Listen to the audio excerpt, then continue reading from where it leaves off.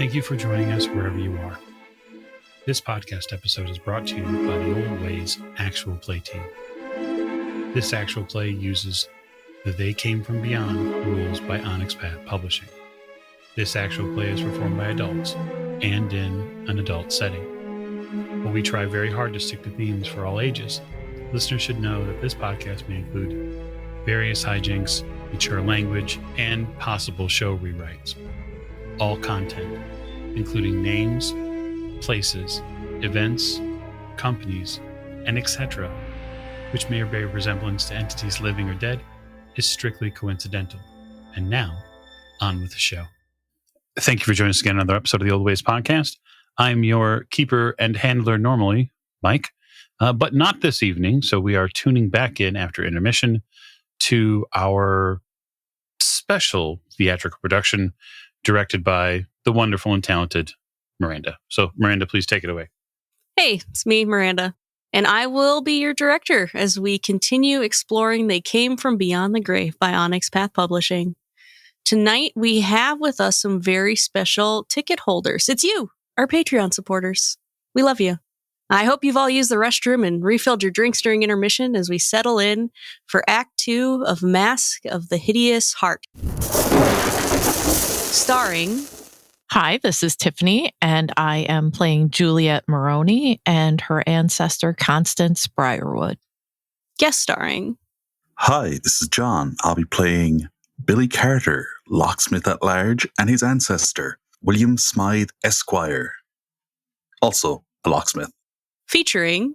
Hi, this is Mike, and I'll be playing Nick Sinclair, TV psychic, and his ancestor, Mr. Lionel Abercrombie III. With a special appearance by...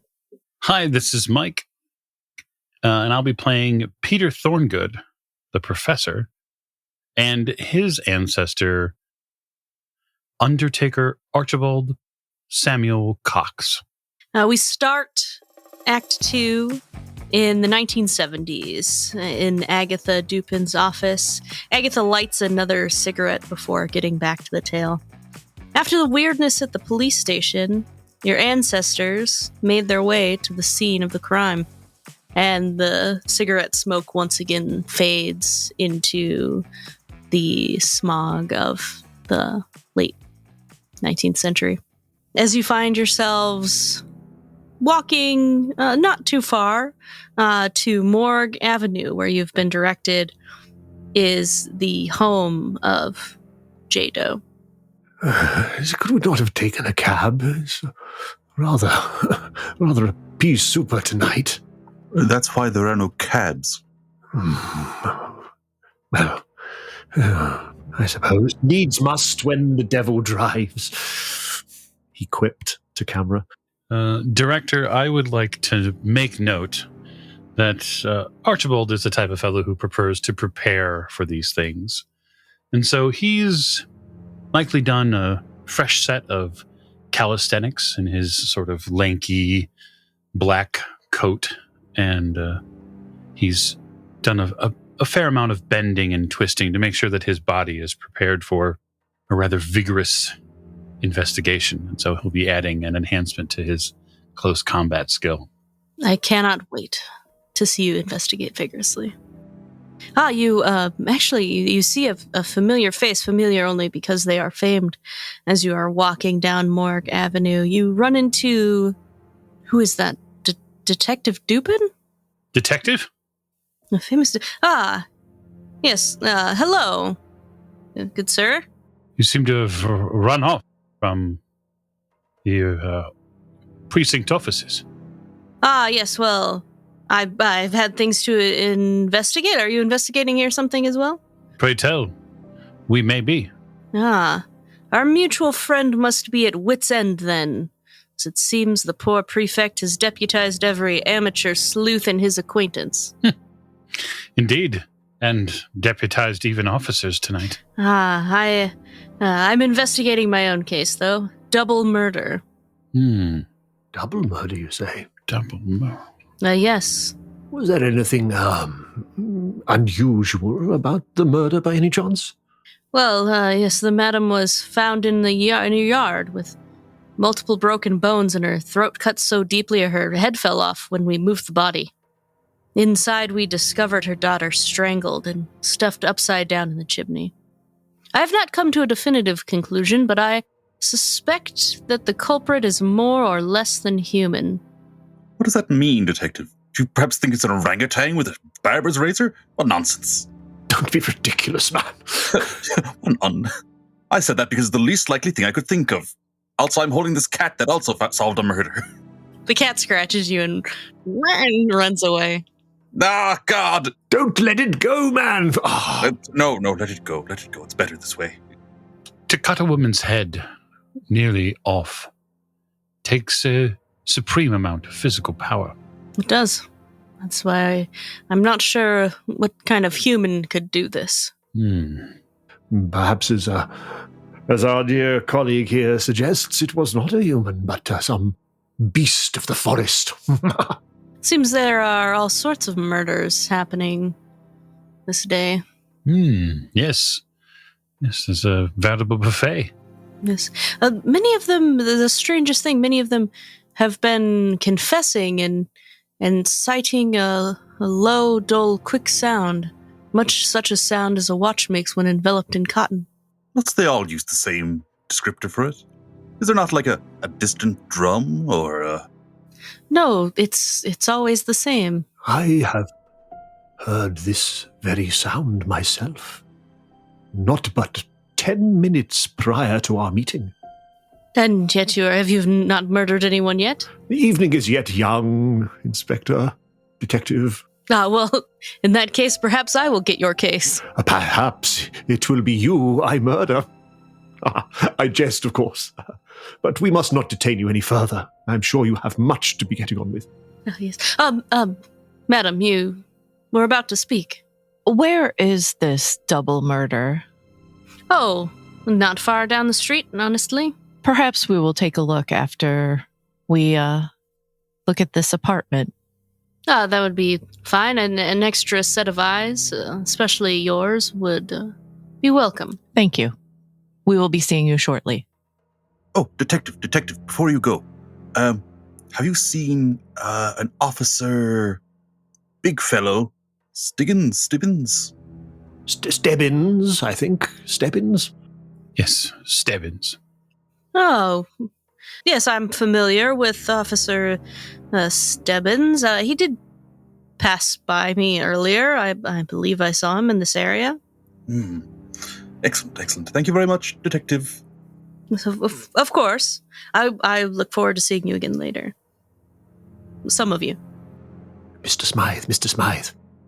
A thought has occurred to me. Mr. Constable Stebbins. A large man, a strong man.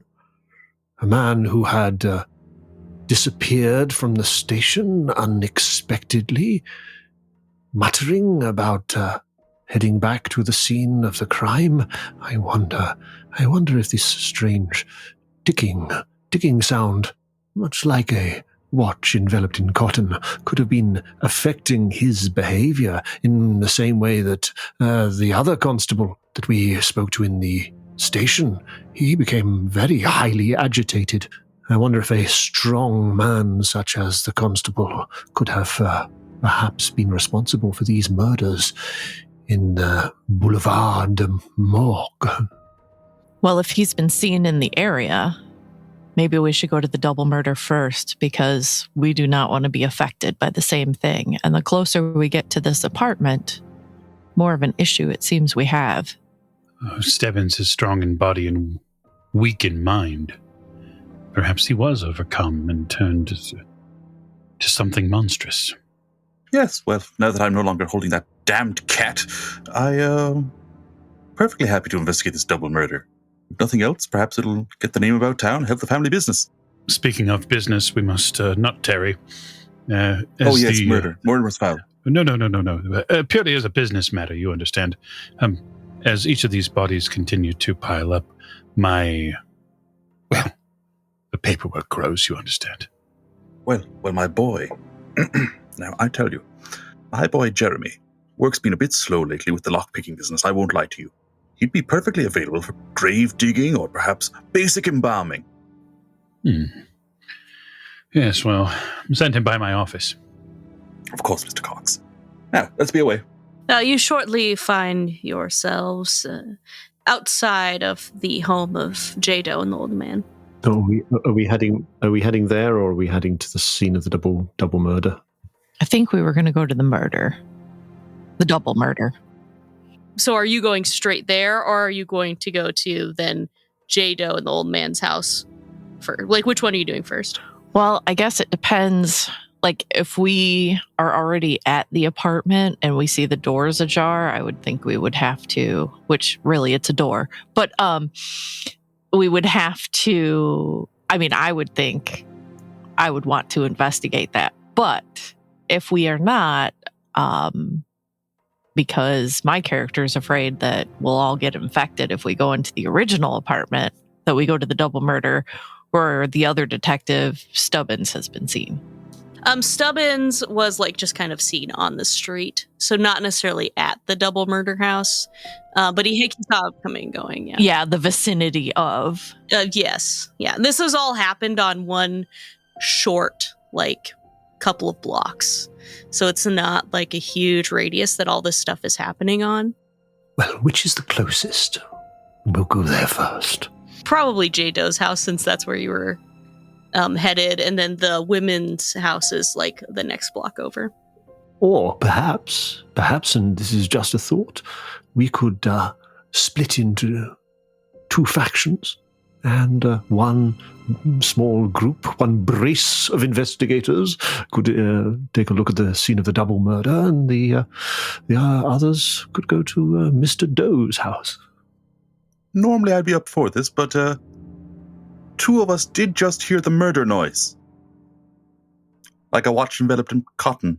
I don't want anybody to left alone with one of you if you should lose your wits.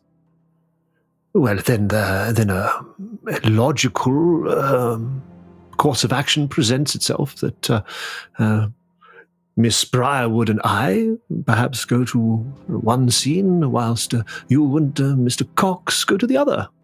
If two people hear the ticking, do they kill each other or do they kill someone else together? I suppose we'll find out. Yep. Yes.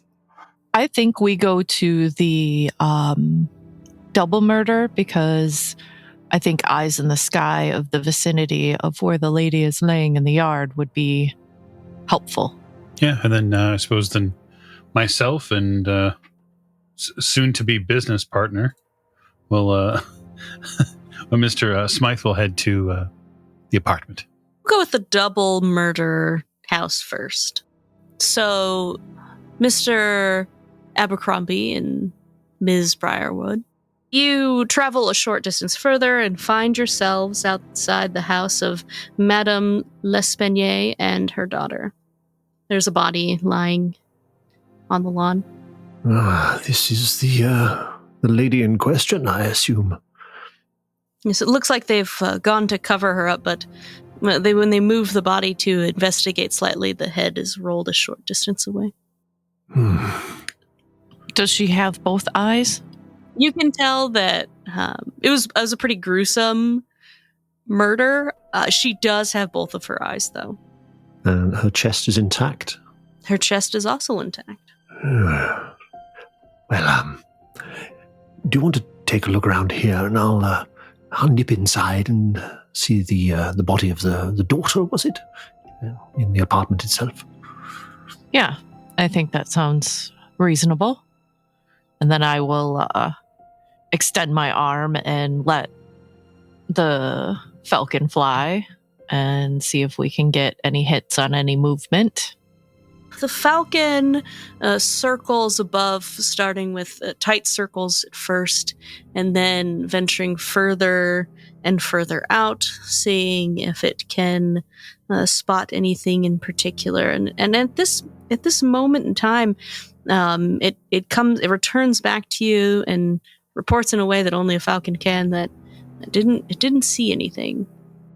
Okay. Are there any footsteps or disturbances in the grass around the body that don't seem like boot marks or anything like that? Why don't you roll me a... Seems more finesse-like, so why don't we do a survival and cunning check to investigate around the body to see if you see anything. And then do I add quips or no? Yes, because we're counting this all as one game. 1, 2, 3, 4. Okay, so you pass. You have a couple of extra ones. There aren't really any survival specific stunts that would apply to this scenario, but one fun thing about stunts is that we can carry them forward as an enhancement. So I'll say you get a +2 enhancement on your next related roll. Okay, thank you. You're looking for prints. At first you're looking for like boot marks, and you don't see anything, but then you notice a footprint. It looks to be some sort of humanoid print or animal, but you can't quite place your finger on it. And what is that next to it? Fur? I will pick up the fur. Is it a specific color? Does it have a scent? It's a reddish fur. You sniff it, and it's definitely the animal. It's long. It's almost the length of a shorter woman's hair, but it has an animal type scent to it. Okay.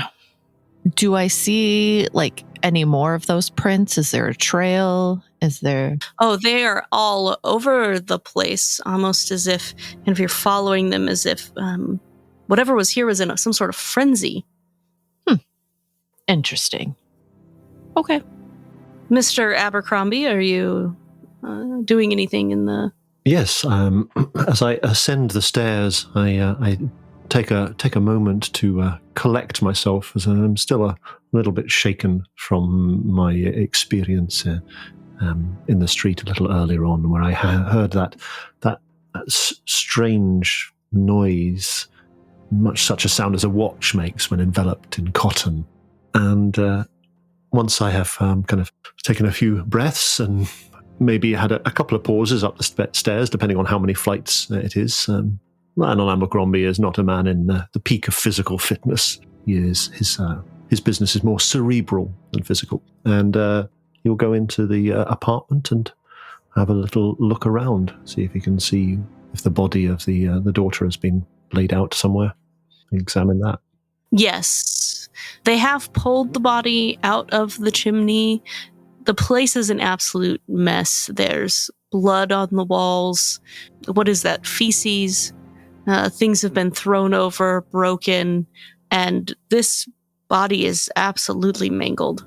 Oh, this is a horrific sight. Let me see now.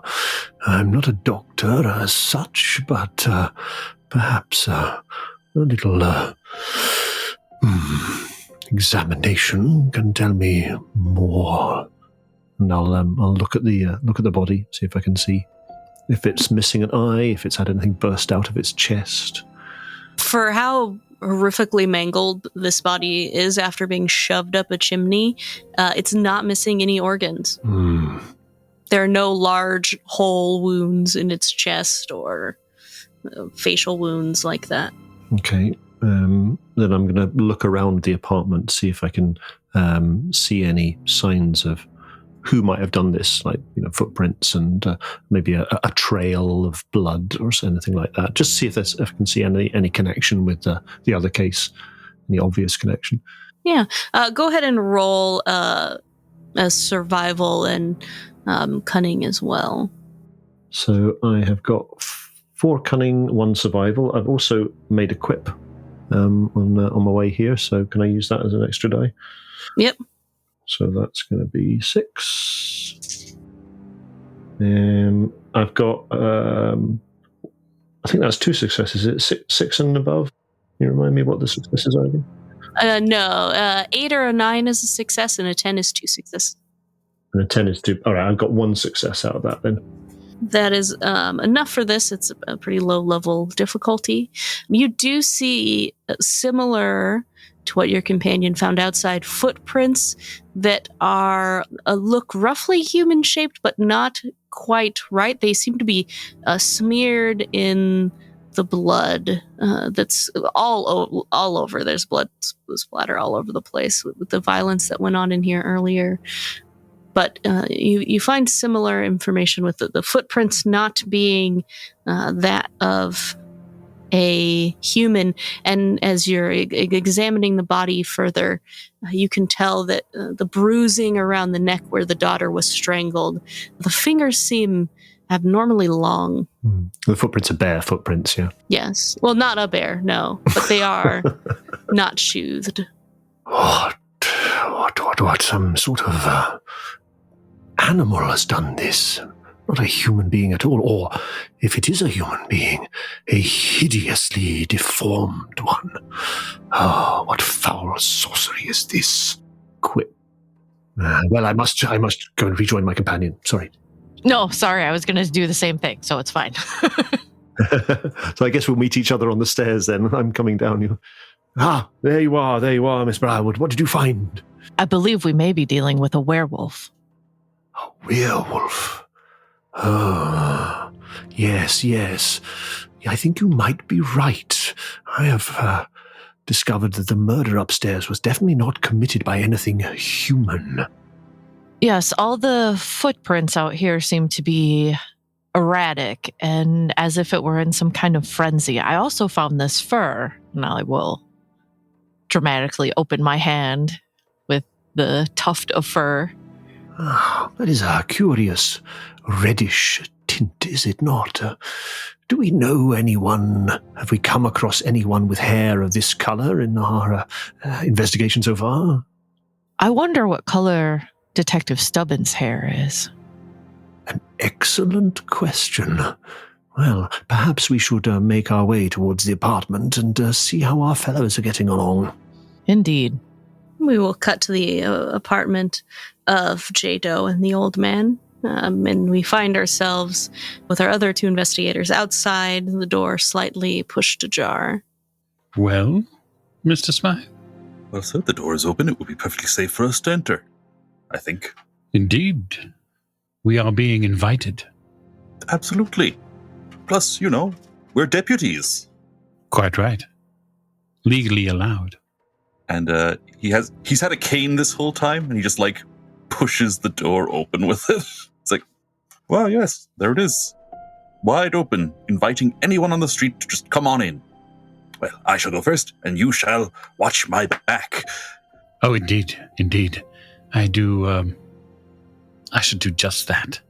As you find yourselves in the entryway, there's a hallway that leads down, and then directly off to your right is what appears to be the living room. The floorboards have been torn up. My.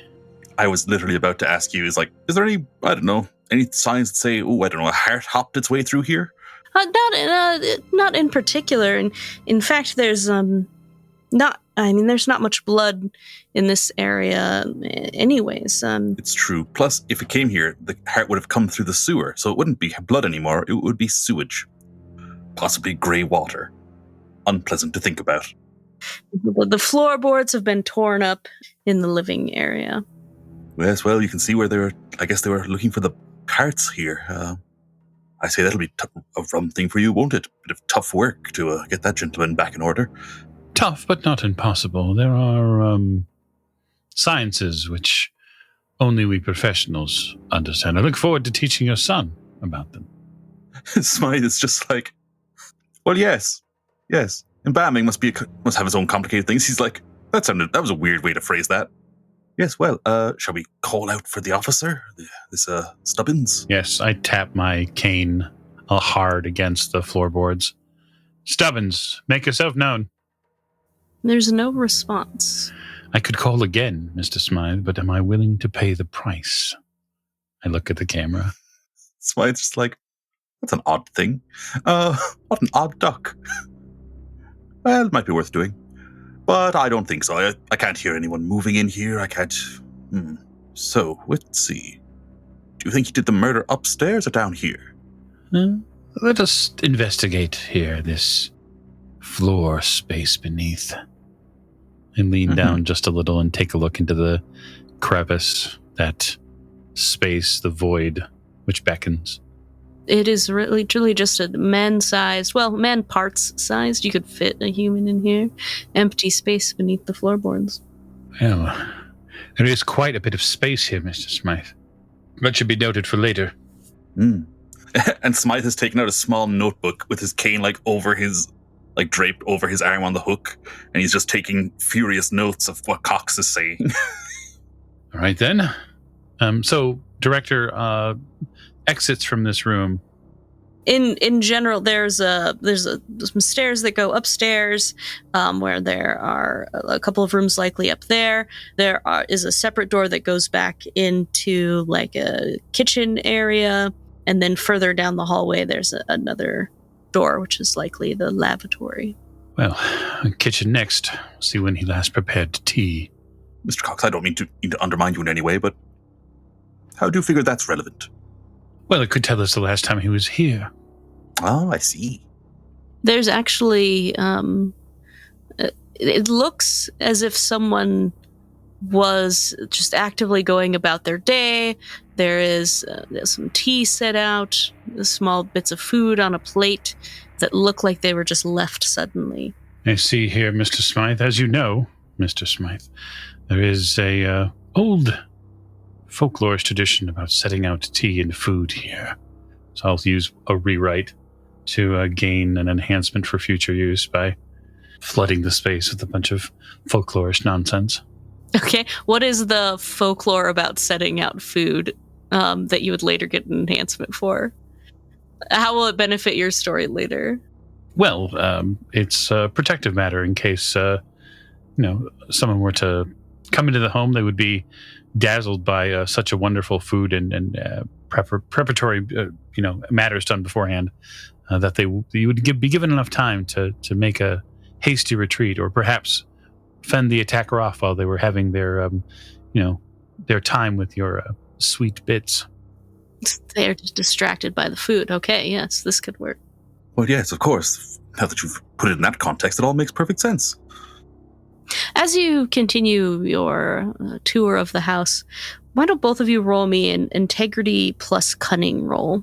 I am going to utilize a die from the rewrites, because I don't have an awful lot of integrity. Just like any Undertaker.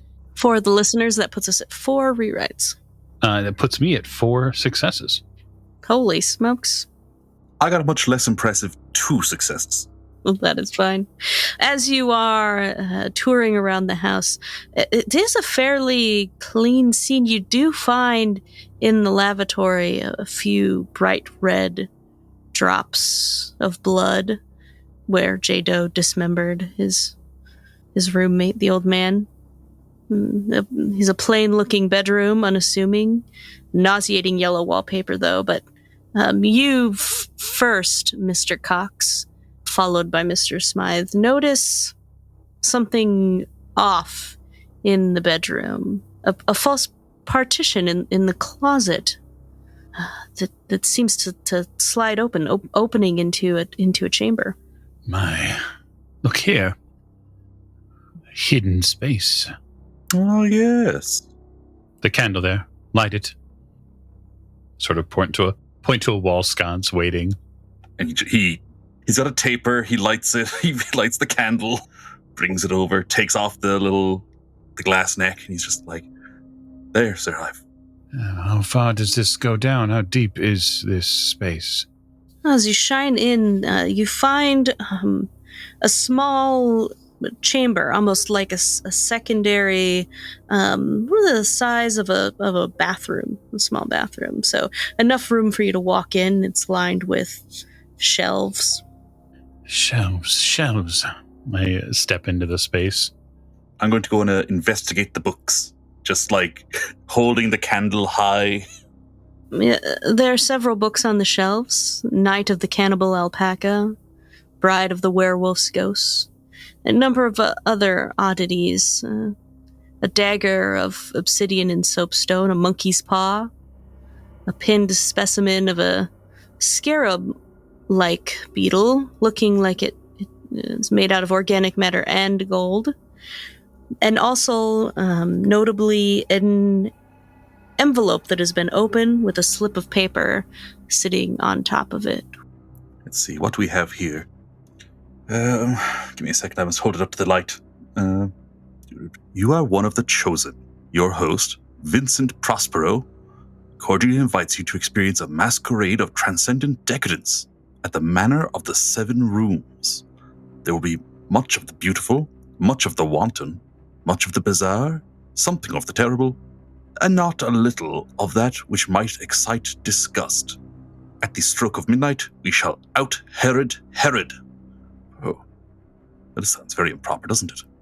But like a devilish good time. Would be hard to pass up. I reach up and grab the dagger and slip it into my coat pocket. One couldn't pass up such a scandalous evening, if nothing else than to report to others later on what might have happened. Yes, and certainly, I imagine it's one of these parties the truly wealthy have, where they are incredibly decadent. And it would be nice to rub elbows with them and perhaps advance our mutual business interests. Well, we do have a growing business with all of the bodies. And so... Well then, is there anything else here in the space that... Actually, given what you've explained, I'm going to look over some of this stuff with, I guess, enigmas? Sure. To get an idea between intellect enigmas and hopefully find what are all these pieces used for here. That is 2. You kind of think back through your mind to different studies that you have done, and these are all different various occult objects. Notably, like the monkey's paw has only one finger left up. You know that legend says that the monkey's paw is for making wishes. There's just various oddities and curios, different occult runes with sigils on them, likely used in rituals of sorts. A party of unknown decadence and all of these ritual objects? Yes, perhaps they were spiritualists or occultists or something of that ilk. My theory is nearly complete. You pick up a book and thumb through it. The title reads, "The Devil Himself," in all capital letters. Perhaps it is some sort of Satanist. I mean, I won't lie. I had just assumed they were Satanists based on the whole not being quite normal. You hear a voice calling from outside, and the other investigators, Mr. Abercrombie and Ms. Briarwood, as you approach the house, you hear a voice calling out as well. Ulaloom? Ulaloom! Where is my lost Ulaloom? Who the devil is that? I will find the person calling out. Is she standing in the street? It's actually a gentleman with a very ladylike voice. Is standing out in the street, hands cupped around his mouth, calling out, "Ulaloom! Come back!" Who are you looking for? Oh, you startled me. Have you seen Ulaloom? My beloved orangutan. Your what? Did you say orangutan? Yes, Ulaloom's a gentle soul, wouldn't hurt a fly. I would beg to disagree. Oh, I've had Ulaloom since they were just a small child, a small baby orangutan. When did you last see your monkey? Well, I wouldn't necessarily use the term monkey. That's an entirely different thing. But, it's just earlier today. I recall hearing the strangest sound. It was a low, dull, quick sound, much such a sound as a watch makes when enveloped in cotton. And Ulaloom flew into a rage and escaped. I was actually shaving when it happened this morning. Ulaloom loved to watch me shave and mime the action herself. Oh dear. Miss Briarwood, I think we may be not in fact dealing with a werewolf at all, but a were-ape. Indeed, at least in this particular instance. Mr. I'm sorry, I don't believe I caught your name. Oh, Erasmus Prune. Mr. Prune, did the ape, your Ulaloom, by any chance take your straight razor with her when she left this morning in a fury? Oh, yes, she did. She grabbed it right out of my hand. I couldn't calm her down. Oh dear. Then I fear we have some tragic news for you, my dear fellow. But has she been hurt? Not yet. We have not found her, but we have found her evidence. What do you mean? She has created or committed a crime. Impossible. My Ulaloom would not do that. Well, you see, I have this fur here as evidence from the scene. And if she had your straight razor, I fear that she is not as friendly as she once was. Drove mad by that sound. Yes, it is quite infuriating, is it not? There is a detective on the case. I think it would be best to hie yourself without any due delay to the prefecture of police, where you should give a statement as to exactly what happened this morning with your ape. Oh, yes, I don't want them to hurt her. I must find her first and warn them, tell them not to hurt my Ulaloom. Find who first? I step in past a sort of fake shrubbery. Ulaloom, my orangutan. They say that she's gone mad, that she's injured some people. An orangutan? Aye. Quite a powerful creature. Oh, no, she's gentle, a gentle soul. You figure how strong, though? Yes, but she wouldn't hurt a fly. I wonder if she is herself perhaps heading towards the police station in order to confess any crime she may or may not have committed. Would she know to do that? Do apes have a sense of crime? I mean, in the human sense? No, but she does have a sense of remorse, and she's accidentally spilled things at times around the house, and she feels very bad for it. Maybe she's spilled a few other things this evening. Indeed. Yes, my dear fellow, I think the best thing for you to do would be to head round to the police station right away, and you may well find your Ulaloom there waiting for you, with guilt weighing heavily upon her massive simian shoulders. Oh, there's an officer right there. Officer, could you perhaps help me or take me to the station? And you see heading towards you a burly man with a bushy beard. Devil, there he is. That's the one. Stubbins. What do you mean that's the one? Officer, over here. We're looking for my Ulaloom. You know people don't know what your Laloom is, correct? Why don't you just go screaming about the streets? You're looking for your monkey. Well, it's not really a monkey, though. It's an orangutan. Yes, well, as long as you don't have anything to hide, then you and your orangutan, I'm sure, will receive fair justice from the forces of law and order. This burly, bushy, bearded officer steps towards you. It's almost a bumbling step. And as you look him over, his hands are caked in blood. My God. Give me that. You found it, didn't you? The invitation? Oh. I need it. Hand it over. You wouldn't have any interest in this invitation, would you? Not truly. A man of the law can't be out-Heroding Herod. No. The invitation is mine. Truly. As he gets closer, you can begin to hear his heart beat in his chest. You can hear it out loud. Does it have any particular kind of sound? Sound of his heart beating in his chest? If you were to describe it to someone, you would say it's a low, dull, quick sound, much such a sound as a watch makes when enveloped in cotton. I don't know that's how I would describe it, watch enveloped in cotton. Ah, but you have not heard it, dear boy.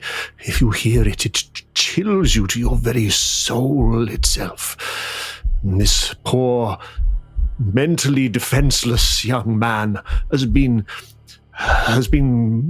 overcome with whatever foul sorcery this is. And I think it behooves us to follow it to the very core of it. One might say, to its very heart. I will grab William's wrist and look at his watch. What time is it? That's a good question. I would say early evening. It's still the lighting of the set is such that it's probably daylight out on set, but they've put some filters over the lights and the cameras so that you know that it's evening time. They're filming day for night. Well, it seems as maybe we have a party to attend. Perhaps I could bring Stubbins as my +1. I am eyeing Stubbins just like, is this man about to murder me for the thing in my breast pocket? Yeah, he's stumbling towards you and he's getting fairly close now, and you can see his eyes are absolutely caked in, his hands are absolutely caked in blood. His left eye is pale blue and there's a film over it. And we'll actually, I think at this point, we'll go into an action sequence. So we'll actually go into rounds. So initiative in this game is you can either choose to roll athletics and cunning or empathy and dexterity. William got 1 success. I have 4. Lionel has none. I have 2. So our order will be Tiff, Mike, me, John, and then Spike. But you're more than welcome to use social skills or combat skills or whatever kind of skills you want to diffuse this situation. I don't know that I'm much of a social person. So, well, I do have persuasion. Yes, I will ask what it is he wants at this party for this invitation. And then would I use like persuasion and manipulation or? Sure. Yeah, go for it. Hey, I rolled a 10. Woo! So that's 3. Decadence, destruction, finding a suitable host. There's only one truth. The soul seeks oblivion. You yearn to be parted from the farce of rotting meat, hopelessly clinging to calcium deposits, to pierce the disgusting skin sack so rudely thrust upon you by the enemy. 9 months imprisoned in a warm, wet chamber, and the soul bursts out, seeking freedom, only to discover it is clothed in the same decaying clay. The soul goes insane. The soul demands release. I offer this terrible freedom. I'll pass. Sorry, Mike, what would you like to do? I will use my trademark cane and say, very well, if I must defend my honor, so be it.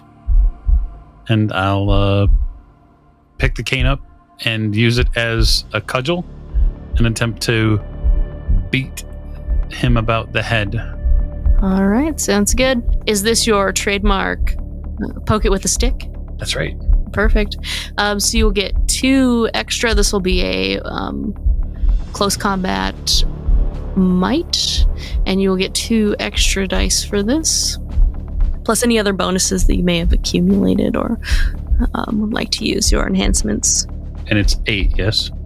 8 or 9 or 1 success, 10 is 2 successes. Okay, so that's 5. And as I cock the cane back, I will say, not all of us seek oblivion. Some of us want what was lost. You strike him with your cane. You have some extra successes because the base to hit is only a 1. Your cane will do 1 damage. You can use your extra successes to do up to 5 points of damage, or you can do something like blind, disarm, knockdown, seize, shove.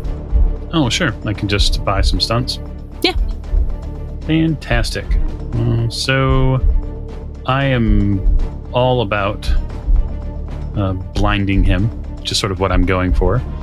And then I'd be happy to pay. Let's see if I've got 3 stunts after that, I will use 1 to knock him down, and I'll use another 1 to do extra damage to him. Okay. And yes, the way you hit him, his eye, you can see him wincing and holds his bloodied hands up to his eye, and you kind of get this like double blow into him and are able to both blind and knock him down. Blinding him suffers a +1 difficulty on their next action, which it is his action next. And I feel like I was going to roll Baleful Gaze, but am now unable to because I have been blinded. So I will unfortunately have to resort to the dreadful beat of this heart. As the beat begins to pick up faster and louder, you can actually see his chest bulging outward, and everyone in the vicinity that can hear it will have to roll an integrity plus composure roll with a difficulty of 4. Director, am I still on -2 dice? No, it's a new scene, so you are good. But you do get your +1 enhancement against it, so you automatically get 1 success. Feel free to add any quips, trademarks, tropes. Very good. Luckily, like other members of the cast, I admit it may be deeply unnatural, but I like it. So I rolled a 10, and then if I use the enhancement, I got 2 successes for that too. Yes, so 4 successes, so you've passed. You've resisted. I would like to use my my trademark. You must believe to overcome. Yeah, so you get 2 extra dice for that. So sadly, I only have 3 successes. Oh no. I also only have 3 successes. I have 4. So Mike and Spike, please roll me a die and let me know if it's odd or even. That is even. That is odd. So if you rolled an even number, you are stunned, which is what Mr. Abercrombie was previously. You are confused, unable to focus, and at a -2 dice to all rolls while stunned. And if you rolled an odd number, you are panicked. You've been filled with supernatural fear, or perhaps you just can't take it anymore. Either way, you'll do anything to get away from the horrors you're witnessing. You will gain a reckless retreat enhancement of 2 on any actions taken to escape. So automatically 2 successes if you escape. Okay. And it will be a -2 if you do anything other than try to run away. So if you try to confront the source of your fear, you just have a -2 on it. Okay, thank you. Which brings us to John's turn.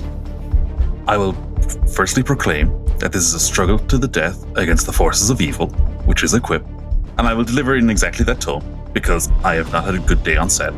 It's just a really bad delivery. People will later on watch the movie and be like, what's with his delivery in that one scene? It's just really weird. But then he is also good in a scrap, which is a trademark. So I'll add +2 to my dice pool to try and disable the fellow as quickly as I can. So I'm just... So, sorry, man, I'm after losing track of where we are for a second. He's been blinded by Mike. Yes. But he's still up.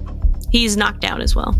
You see, William Smythe is not good at fighting. He doesn't think it's something a middle-class man should do. However, he is blue-collar. So he has had, moments where things have come up in his past, in his youth, before he was middle-class. And he He knows how to get a good kick in when someone is down. So I would like to use cunning and close combat for the role. Sure. Because you related it to your origin. So that is 5 successes. Holy smokes. I know just where his kidneys are. You certainly do. Would you like to put those into extra successes or anything in particular you would like to do?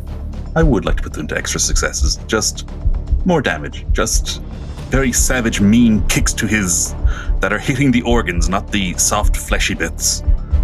So you begin to lay into Officer Stebbins as he is prone and clutching his eye, and you're just giving kick after kick right into the guts. And how many successes did you say you had? I had 5.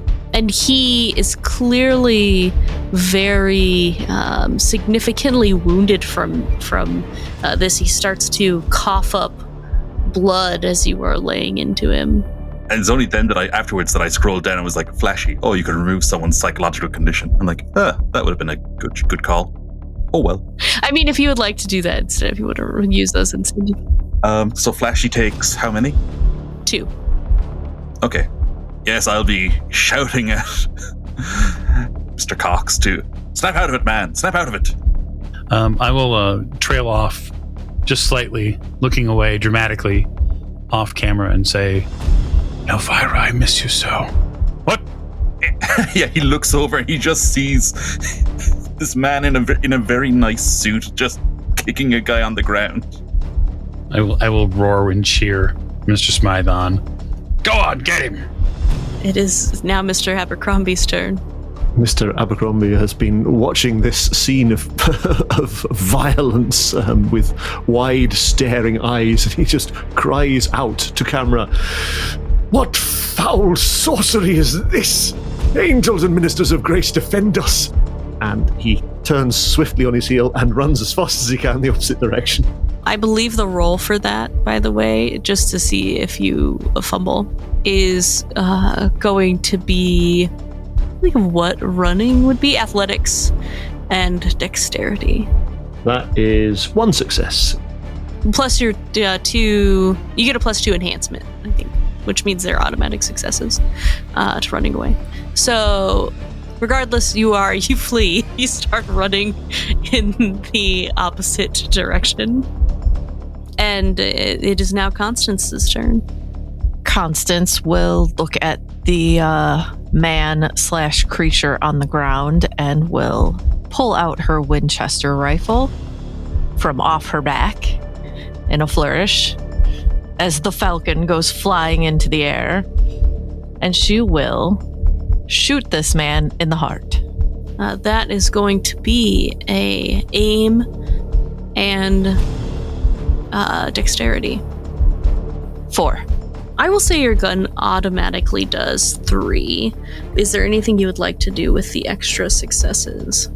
I will use what's that? Okay.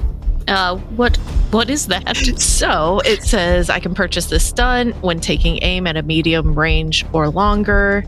You take stock of your situation and gain a single clue, as though you were taking an investigation action. Oh, very interesting. You shoot right into the chest of Officer Stebbins. He stops moving. He was kind of clutching his face and writhing on the floor. He stops moving momentarily. This should kill a man.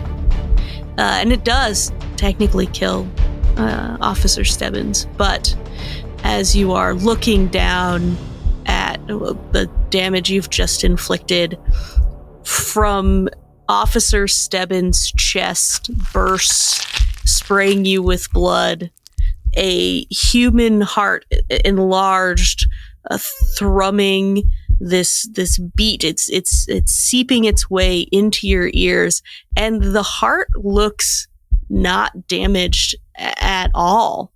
It looks as if someone would say it has full health outside of this body, and the eye also sprays forward from the man's head, and it attaches itself to the heart and then rides the heart off and slips back into the sewer. And that is where we will end our episode today. Thank you again for listening. Take a short break, and we will be back with Act 3 of Masque of the Hideous Heart.